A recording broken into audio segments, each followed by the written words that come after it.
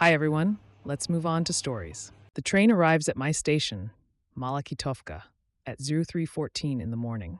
I know this because it has arrived there for the fourth time today, and I know I won't be able to get off. I'm writing this on my phone, which for some reason isn't running out of battery.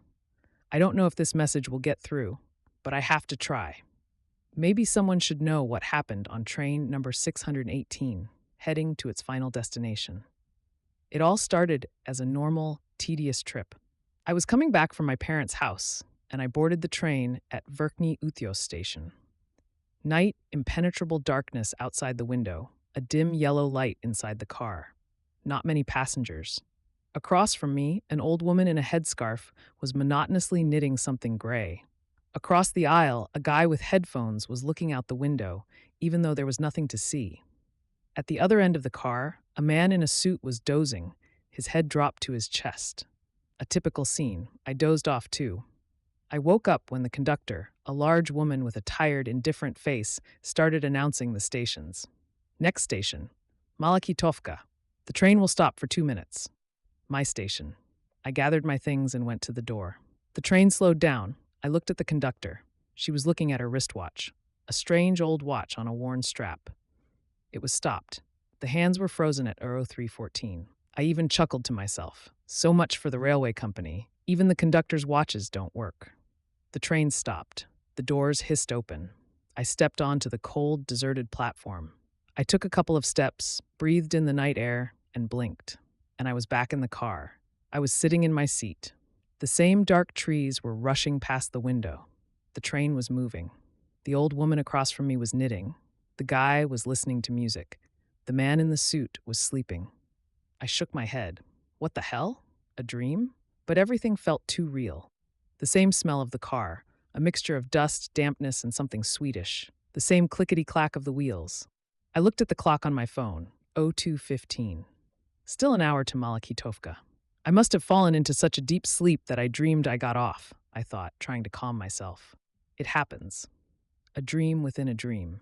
I leaned back in my seat, closed my eyes. But the feeling of anxiety wouldn't go away. Something was wrong. Exactly an hour later, the conductor announced my station again. Her voice was exactly the same intonation, the same weariness. Next station, Malakitovka. I stood up, but this time with a kind of irrational fear. The déjà vu was so strong it made my jaw ache. I went to the door again. I looked at the conductor again. She was looking at her broken watch again. The 3:14. The train stopped. The doors opened. This time, I decided not to get out. I made a mistake. This isn't my station, I told myself mentally, even though I knew perfectly well it was. I stood by the door, clinging to the handrail. Are you getting off? The conductor asked without turning her head. No, I replied. At that moment, I felt a slight push in my back. Not hard, not aggressive, more like someone had accidentally bumped into me in a crowd. But there was no one behind me. The push came again, more insistent. I lost my balance and fell out of the car onto the platform. The doors hissed shut behind me. The train started moving. I managed to see the conductor's face in the window. She was looking at me, and she wasn't smiling. Her face was completely blank. I blinked, and I was sitting in the car again. The clickety-clack of the wheels. 0215 on my phone's clock. The old woman, the guy, the man in the suit. I felt sick. This wasn't a dream. It was a loop. I was stuck. The third loop was torture. I no longer tried to pretend everything was okay. I jumped up from my seat and ran to the old woman. Do you remember me? We've already traveled this route. She raised her faded, watery eyes to me. Her knitting needles froze for a moment. Hush, dearie, she rustled. Sleep. It's a long journey. And she went back to her knitting. I noticed that the pattern she was knitting didn't change. She unraveled the same row and knitted it again, over and over. I rushed to the guy with the headphones. I tore the headphones off his head. Help! We're trapped! We're going in circles! There was no sound coming from the headphones. They were turned off. The guy slowly turned his head towards me. His face was devoid of any expression. Everything is fine, he said in a mechanical, monotonous voice. We are running on schedule. He took the headphones from me and put them on again, turning back to the window. I was desperate. I ran to the conductor. What's going on? Why are we going back? Is this some kind of joke? She looked at me with her empty gaze. All questions to the train master, she cut me off. Don't interfere with my work. She stared at her watch again. 3:14. I realized they were all part of it, this madness. They wouldn't help. They were dolls, puppets in this damned play. When the train stopped at Malakitovka for the umpteenth time, I didn't wait for a push. I ran out myself. I ran along the platform until the train was out of sight. I thought, this is it. I'm out. I'll run to the city, call a taxi, forget this nightmare. I turned to look at the station building, and I saw it dissolve into the night air like smoke. And I was standing in the middle of a train car, pulling away from Verkhny Utyos station. On the fourth loop, I decided to act differently. If I can't get out, I need to explore the train itself. I got up and went to the next car. The door was hard to open. There were more people in the next car. A family with 2 children. The children were quietly playing on the floor with the same toy, a red ball. They rolled it to each other, and it always returned to its starting point. The husband and wife watched them with identical frozen smiles. At the other end of the car, a student was reading a book. I got closer. He was running his finger along the lines, but he wasn't turning the pages. He was reading the same page, over and over. I walked on, car after car. The scene repeated itself. Everywhere there were people frozen in their own little loops. Someone was solving a crossword, writing and erasing the same word. Someone was looking out the window, where there was nothing. Someone just sat, staring into space. They were all here, but they weren't. They were shells, memories. In the vestibule between the 5th and 6th cars, I found something that made me shudder. On the floor, buried under some trash, lay a worn-out notebook. I opened it. The handwriting was uneven, hurried. Loop 12. I'm still here. They're not real. They're echoes.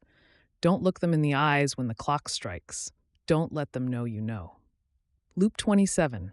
I tried to stop the train. There's no one in the driver's cabin. It's driving itself. There's a list on the console. I saw my name. We're all on the list. Loop 41. I get it. The train isn't a trap. It's a mechanism. It's collecting us, one by one. Everyone who rides it at this hour on this day, it's making us a part of itself. The last entry was almost illegible. They know that I know. They're coming for me. Don't hide. It's useless. Don't. The entry broke off. I stood in the cold vestibule, and the train no longer seemed like just a train.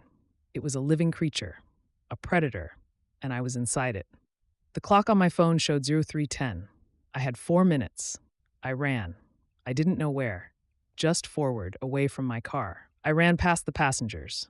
They were still in their seats, frozen in their actions. But something had changed. It seemed to me that they were starting to turn their heads to follow me. Very slowly. I burst into the dining car. It was empty. The bartender stood behind the bar, wiping the same glass. I hid under one of the tables, huddled in the darkest corner. I held my breath. The train began to slow down. Malakitovka station. The light in the car flickered and went out for a second. When it came back on, everything was different.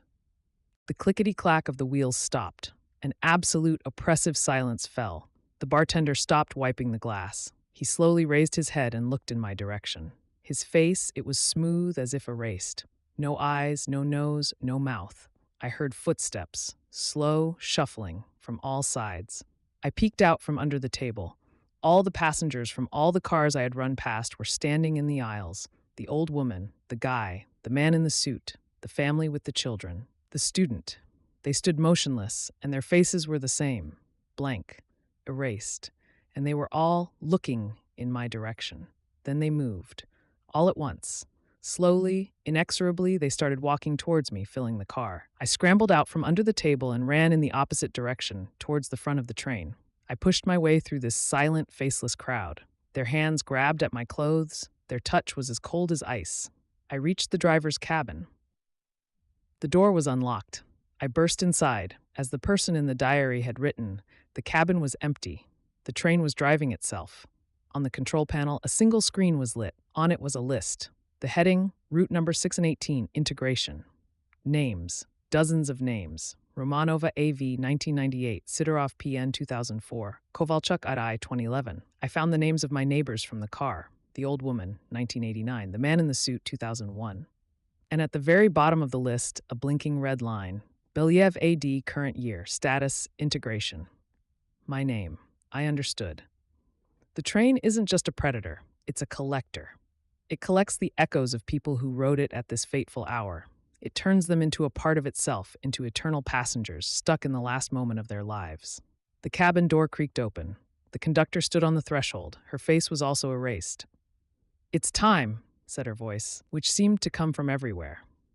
"It's time to take your place." I don't remember what happened next. Was there pain? Was there fear? I only remember the cold, an all-consuming, endless cold. And then I was sitting in the car again. Across from me, an old woman was knitting. Across the aisle, a guy was listening to music. I felt empty, calm. I knew it was 2:15. I knew that in an hour the train would arrive at Malakitovka. I knew that at the end of the car, a new passenger was sitting, frightened, confused. He doesn't understand where he is yet. I stood up. I was wearing a uniform jacket. In my hand, a watch. It showed U314. I walked down the aisle, swaying to the rhythm of the train's movement. "It's time to check the tickets."